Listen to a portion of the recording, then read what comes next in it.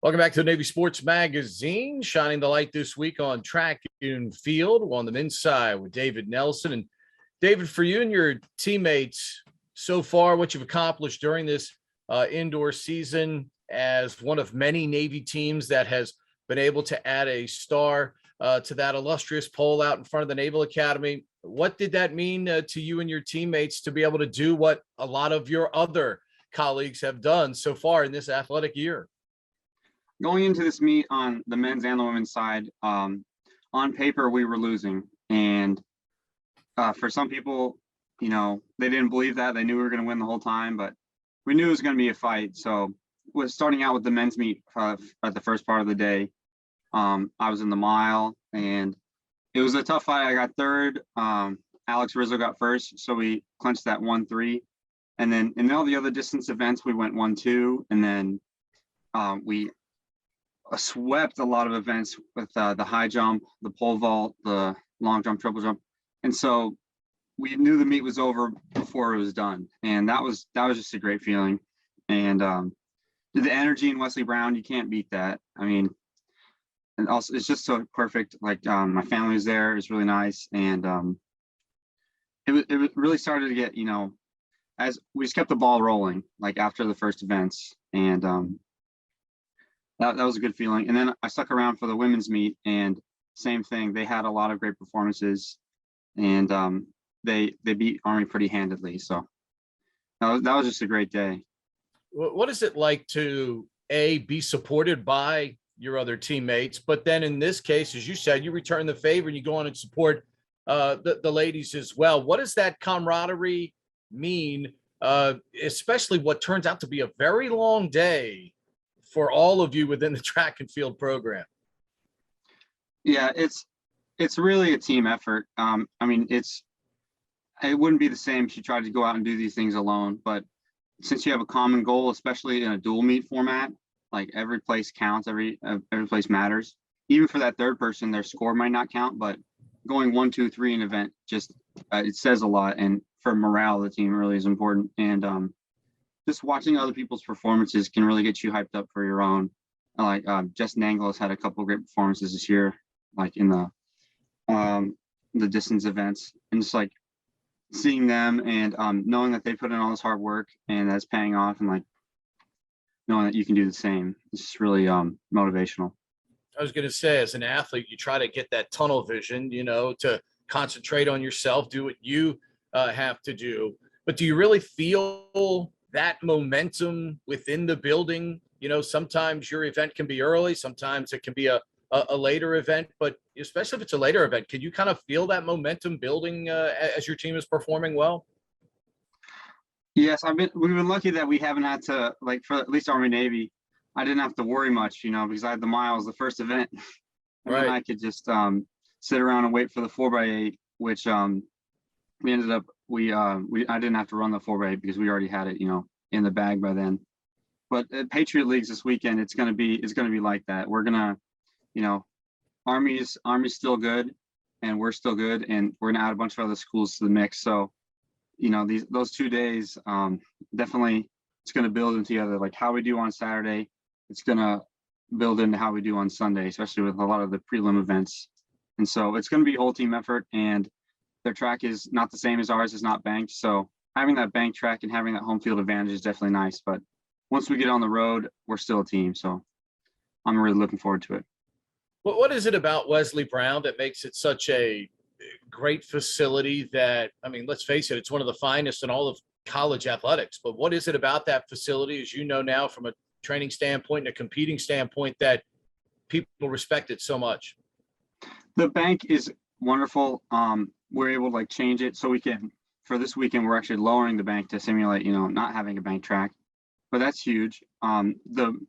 Just how everyone can pack in there, like up on the rafters, and the plebe summer smoker is a perfect example. It's just all these plebes that are there. That was probably one of the most hype track meets besides Army Navy, just having everyone packed in there. And but you can fill it up, and that's really great. And pole vault's right in the center of the track, the 60 meters in the center, and then the high jump too. and then the throws are right there. So you don't have to, except for I believe it's the hammer throw and outdoor, you have to go to hospital point. But for the rest of the throws that are indoors, it's right there. So you can see everything.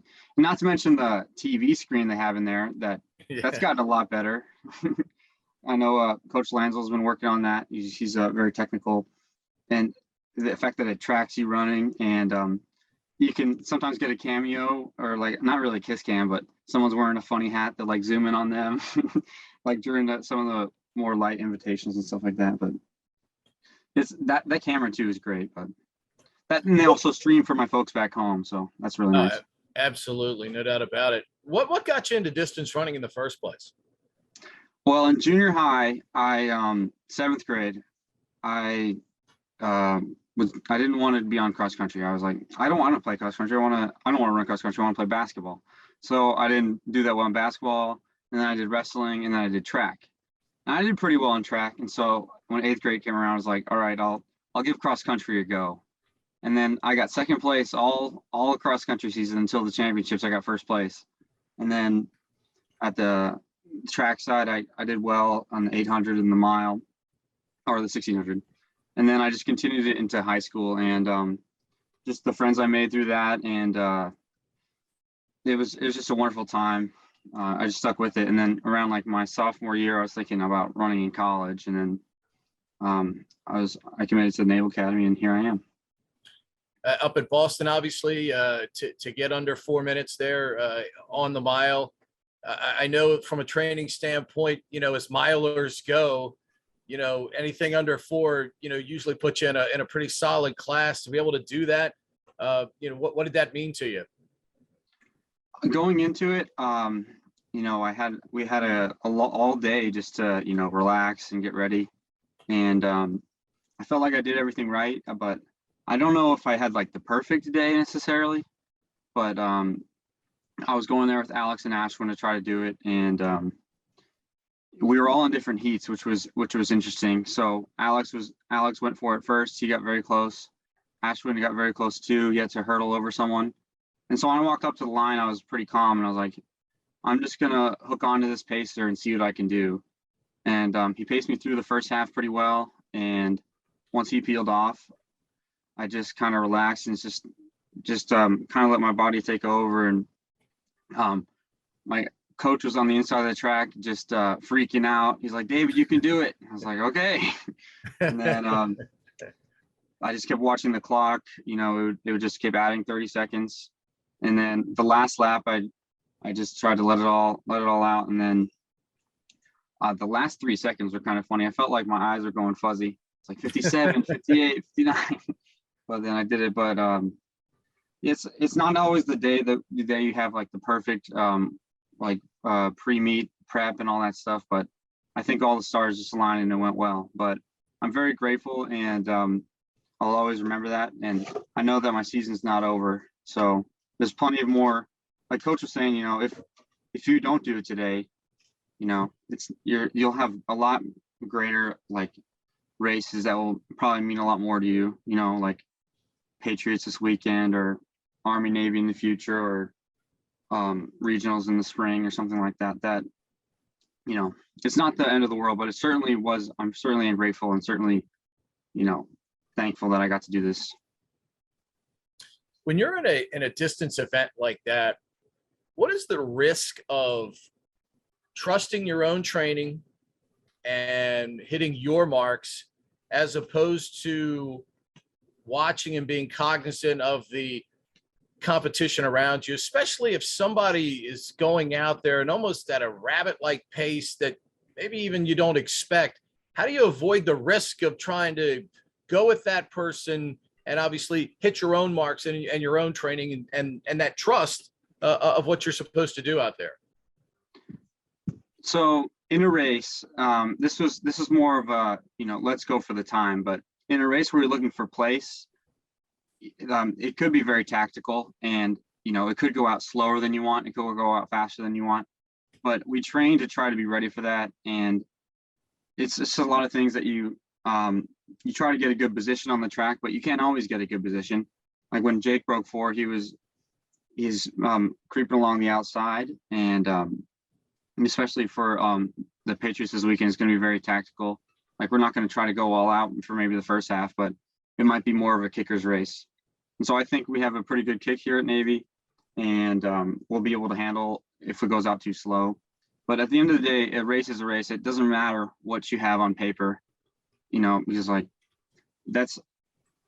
it's a way different environment. But even if you fall, you have to be able to get up and just keep going and try to get some points. And so you gotta be ready for that adversity and not let it get in your head like, oh no, the race is over before it's even finished.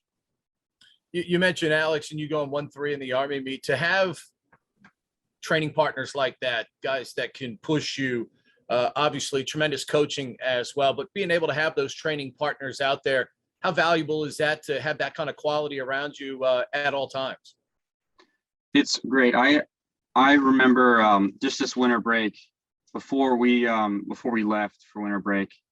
It was Alex Rizzo and Brett Brady were the ones that were really, they were really trying to get everyone on the team's goals together, and just set them before we went on winter break, so we knew what we were training for. And it's those younger guys, those second class, as well as like the other firsties on my team, that are just really, they're starting to take over. I mean, Alex busts out an 802 3K, and then all the other guys on the team are like, hey, if Alex can do it, I can do it. He's really pushing that limit, and it's just so fun too. It's just seeing your teammates do well, and like knowing all those like Sunday morning runs and like all those practices, like seeing what actually comes of them. It's huge. David, appreciate the time. Best of luck to you and your teammates as you chase a Patriot League championship coming up this weekend. Thanks for the time today. Thank you very much.